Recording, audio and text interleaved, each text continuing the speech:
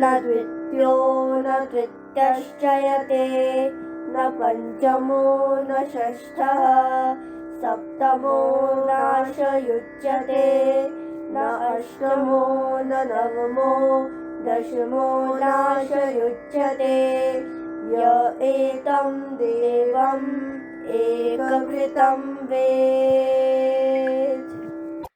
ईश्वर एक है या अनेक है, आज इस पर बात करेंगे। नमस्कार। अभी जो मंत्र आपने सुना अथर्ववेद का, उस मंत्र में कहा है कि कोई दूसरा ईश्वर नहीं है, कोई तीसरा या चौथा भी नहीं है, पांचवें का भी कोई उल्लेख नहीं है, कोई छठा ईश्वर नहीं है, कोई सातवां भी नहीं है, आठवां, नौवां या 10वां भी नहीं है। ईश्वर सिर्फ एक है। इसी बात को कठोपनिषद कहता है, एकम ब्रह्मा द्वितीय नास्ति। ईश्वर एक ही है, परमात्मा एक ही है, दूसरा नहीं है, किंचित भी नहीं है। छंदोग्य उपनिषद का 6ठा अध्याय भी इसी बात को कहता है, एकम एवा द्वितीयम। ईश्वर एक है, दो नहीं है। इसी बात को ऋग्वेद के 6ठे अध्याय में भी कहा है, एक ही परमात्मा है जिसकी हमें स्तुति करनी है। वही सभी मनुष्यों का भली भांति पालन करता है, वही इस जगत का परमात्मा है। ऋग्वेद के बहुत से मंत्र हैं जो एक ईश्वर की उद्घोषणा करते हैं। प्रथम मंडल का यह मंत्र, जो धरती के सारे मनुष्यों को बहुत प्रकार से देता है, वह एक और अकेला ही दाता विधाता है। छठा मंडल, जो ईश्वर एक और अकेला ही है, तो केवल उसी की स्तुति, वंदना एवं अनन्य भक्ति कर। छठे मंडल का ही चौथा मंत्र, इस सारे ब्रह्मांड का मालिक केवल एक और अकेला है। 10वें अध्याय का यह मंत्र, आकाश और धरती का रचयिता केवल एक है। 8वें अध्याय का मंत्र, वह केवल एक है जो अपनी अद्भुत क्रियाओं और दृढ़ संकल्प से महान एवं सर्वशक्तिमान है। श्वेताश्वतरोपनिषद का यह मंत्र, ईश्वर रुद्र केवल एक और अकेला है, उसके अलावा दूसरे के लिए कोई आधार नहीं है। हमने वेदों और उपनिषदों के मंत्रों से ये जाना कि वो सर्वशक्तिमान परमेश्वर एक ही है,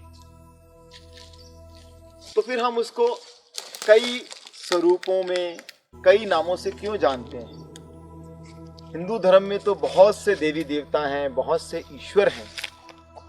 स्वयं वेदों के अंदर भी बहुत से देवी देवताओं का जिक्र है, उनकी उपासना है, उनकी प्रार्थनाएं हैं। अगर ईश्वर एक है तो फिर इतने अलग अलग नाम और इतने अलग अलग स्वरूप क्यों हैं?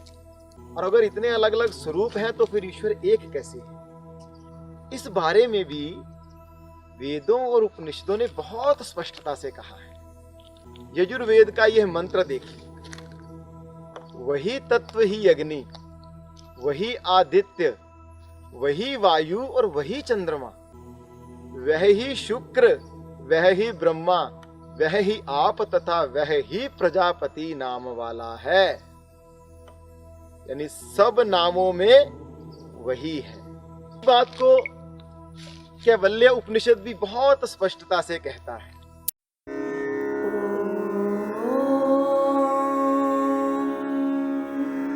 स ब्रह्मा स विष्णु स रुद्र स शिव स अक्षर स परमः स्वराट् स इंद्र स कालग्नि स चंद्रमः।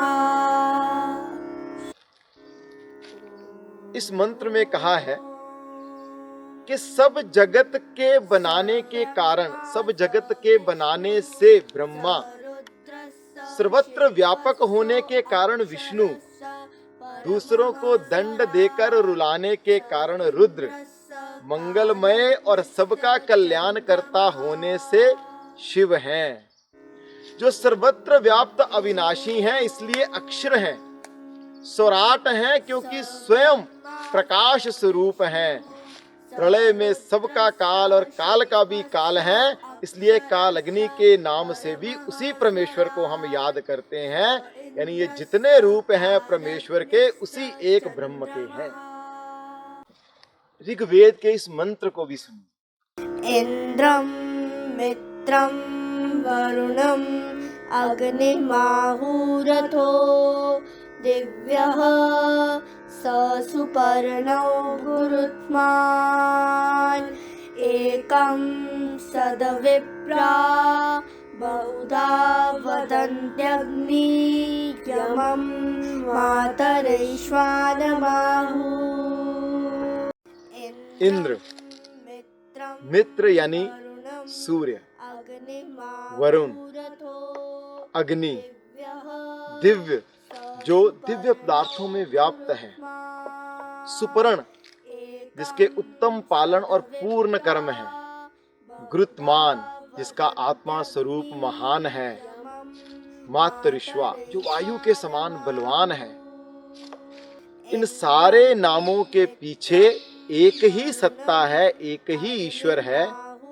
एकम सद विपरा बहुधा वदंती, उसी एक सत्य को, उसी ईश्वर को विद्वान लोग अलग अलग नामों से पुकारते हैं।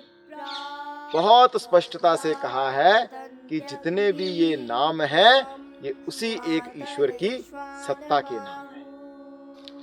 अथर्ववेद के 10वें अध्याय के 8वें सूक्त का यह मंत्र जो भूत भविष्य और सब में व्यापक है, जो दिव्य लोक का भी अधिष्ठाता है, उस ब्रह्म परमेश्वर को प्रणाम है।